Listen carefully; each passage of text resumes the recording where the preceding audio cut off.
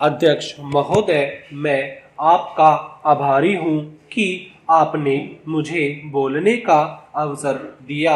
इस देश के वर्तमान भारी संकट के समय में और विशेष रूप से उस समय जबकि हम लड़ाई से अभी निवृत्त हुए हैं और आकाश में लड़ाई के बादल दूसरी तरफ से आने शुरू हुए हैं, हमारे वित्त मंत्री जी ने जो बजट पेश किया है वे इसके लिए बधाई के पात्र है।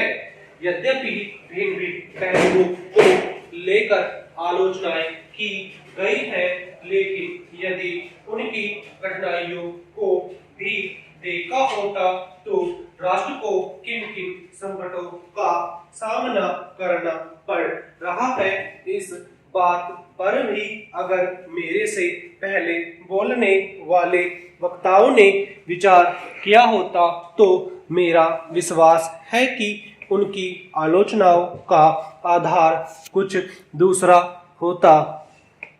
उन्होंने ऐसे कठिन अवसर पर यह एक संतुलित बजट पेश किया है, उसके लिए मैं उन्हें बार बार बधाई देता हूँ।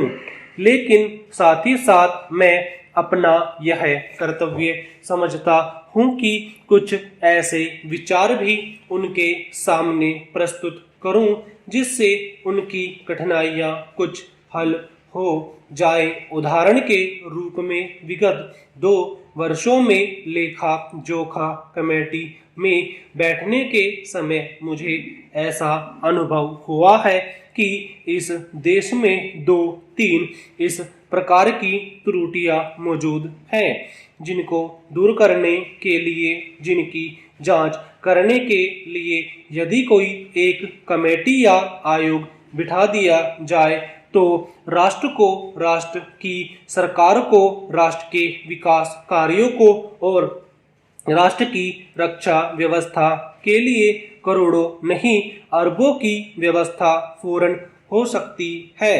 केवल शासन को जागरूक होकर कुछ कदम उठाने की आवश्यकता है।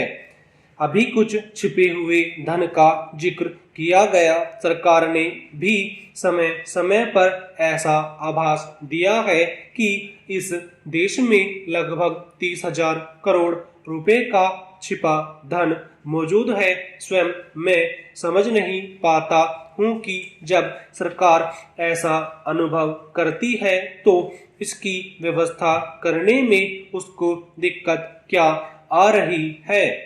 ऐसा मालूम होता है कि कहीं इच्छा शक्ति की कमी है। भारत की इस सरकार ने अपनी शक्ति का ठीक से उपयोग करके उस दुश्मन के दांत खट्टे किए जिसके की ऊपर विश्व की शक्तिशाली और इंग्लैंड जैसी शक्तियों का अटूट सहारा था, जिसको कि उन्होंने हमारे विरुद्ध उकसाकर खड़ा किया था और अपना पूर्ण सहयोग दिया था। अध्यक्ष महोदय, मानव संसाधन विकास मंत्रालय की मांगों के संबंध में बोलने के लिए मैं खड़ा हुआ हूँ। शिक्षा की पद्धति के बारे में, उसमें परिवर्तन लाने के बारे में, इस क्षेत्र में हमें जो असफलता हाथ लगी है उसके बारे में अभी मेरे मित्र ने बहुत कुछ कहा है। दुर्भाग्य की बात यह है कि देश में सभी लोग यह मानते हैं कि शिक्षा में प्रगति नहीं हुई है, शिक्षा पद्धति में आमूलचूल परिवर्तन नहीं हुए हैं, लेकिन फिर भी इस दिशा में कुछ नहीं किया जाता है। ऐसा प्रतीत होता है कि इस विषय में कुछ भी करने की स्थिति में हम नहीं रहे हैं। स्थिति जो कि तो चली आ रही है, इतना होने पर भी शिक्षा की मद पर होने वाला जो खर्च है और जो उसके लिए धनराशि आवंटित की गई है वह भी बहुत थोड़ी है। लेकिन उस पर न जाकर मैं आपका ध्यान इस ओर दिलाना चाहता हूँ कि मर्ज बढ़ता ही गया, जो जो दवा की वाली कहावत ही आज चरितार्थ हो रही है। जितने ज्यादा आयोग और समितियां बैठी और जितनी ज्यादा शिक्षा पद्धति के बारे में छानबीन की गई, उतनी ही ज्यादा बीमारी बढ़ती गई। बीमारी का इलाज न होकर और भी खराबियां पैदा होती गई।